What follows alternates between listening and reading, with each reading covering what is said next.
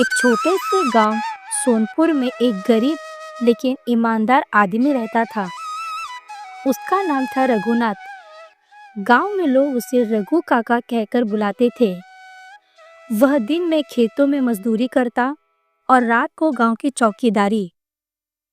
उसकी जिंदगी बहुत साधारण थी, लेकिन उसका दिल बहुत बड़ा था। उसकी जिंदगी की सबसे बड़ी दौलत उसकी दो बेटियां। रघुनाथ की पत्नी का देहांत बहुत पहले ही हो चुका था। उसी दिन से उसने माँ और बाप दोनों की भूमिका निभानी शुरू कर दी थी। उसकी बड़ी बेटी का नाम था सीमा और छोटी बेटी का नाम था किरण। सीमा का रंग गोरा था, नैन नक्श भी सुंदर थे।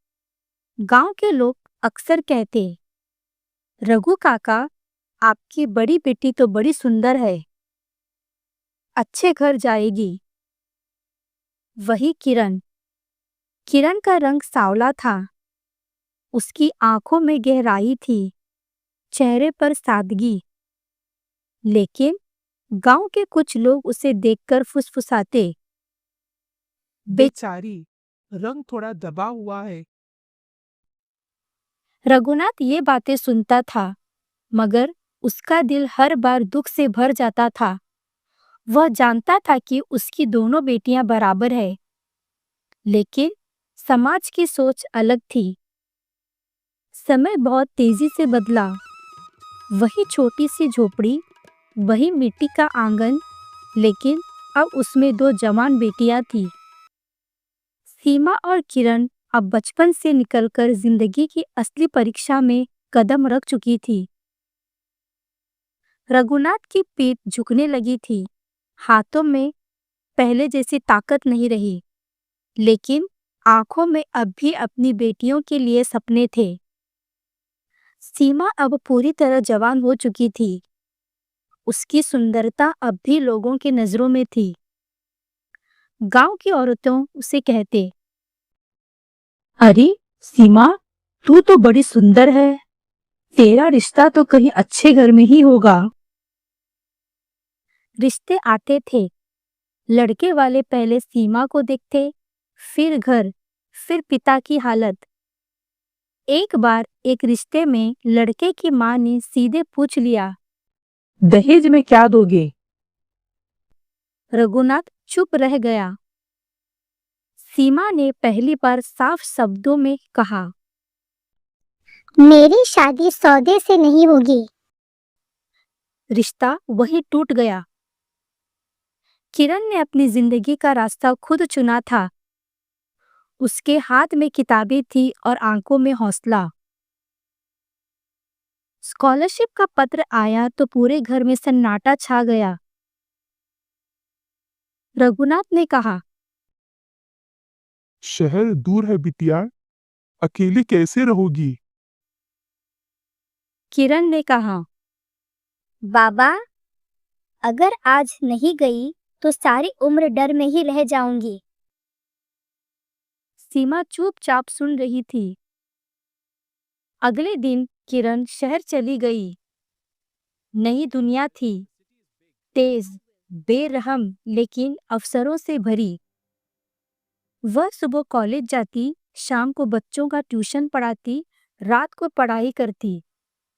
कई बार थकती और घर को याद कर रोती, लेकिन हार नहीं मानी। उधर गांव में सीमा की जिंदगी एक से चल रही थी। वह घर संभालती, पिता का ध्यान रखती। लोग ताने देते, इतनी सुंदर होकर भी अभी तक शादी नहीं हुई। एक दिन उसने पिता से कहा, बाबा, क्या मेरी जिंदगी बस शादी तक ही रह गई है?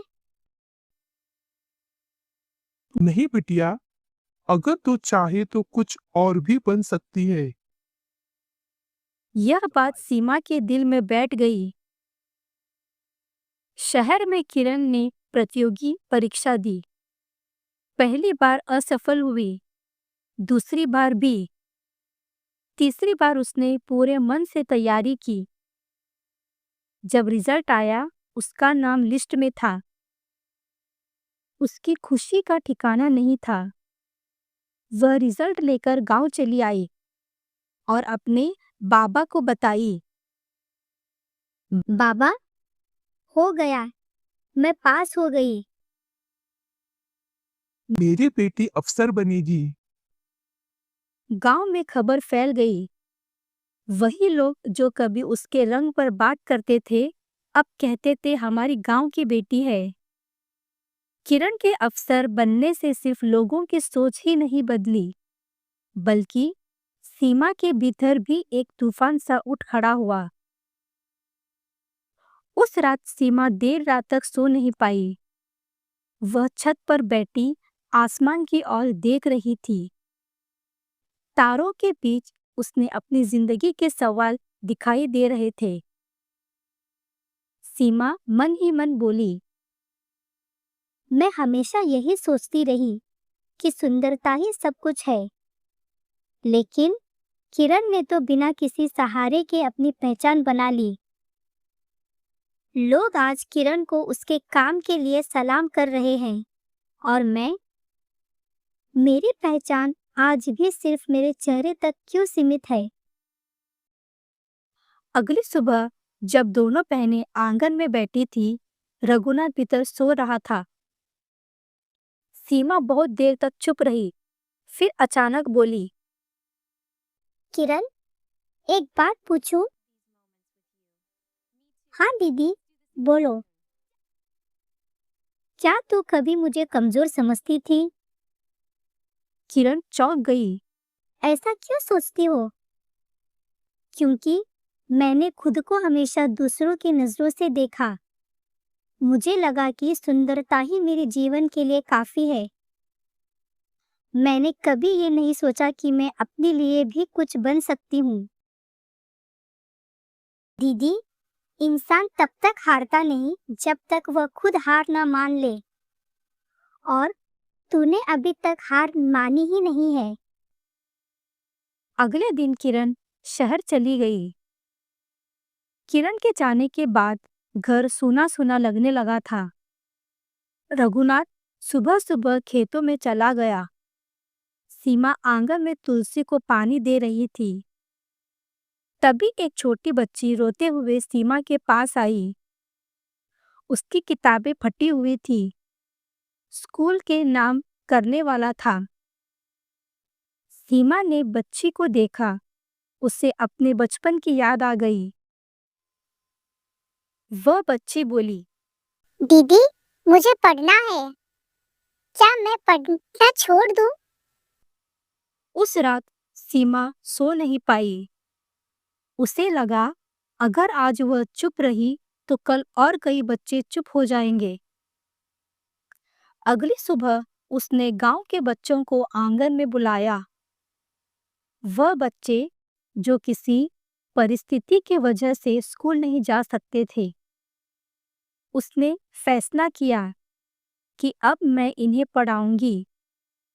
सीमा को थोड़ा बहुत पढ़ाई आती थी, जो वो बच्चों को पढ़ा सकती थी।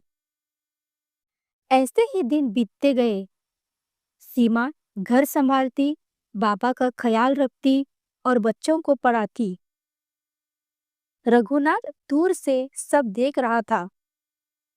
वह पहली बार समझ गया कि सीमा कमजोर नहीं थी, बस अनदेखी थी। उसने कहा, आज मुझे अपनी दोनों बेटियां पर बराबर गर्व है। सीमा ने कोई बड़ा नाम नहीं किया, लेकिन उसने कई सपनों को जिंदा रखा। और किरण ने जाना कि चुप रहने वाले लोग भी बदलाव ला सकते हैं।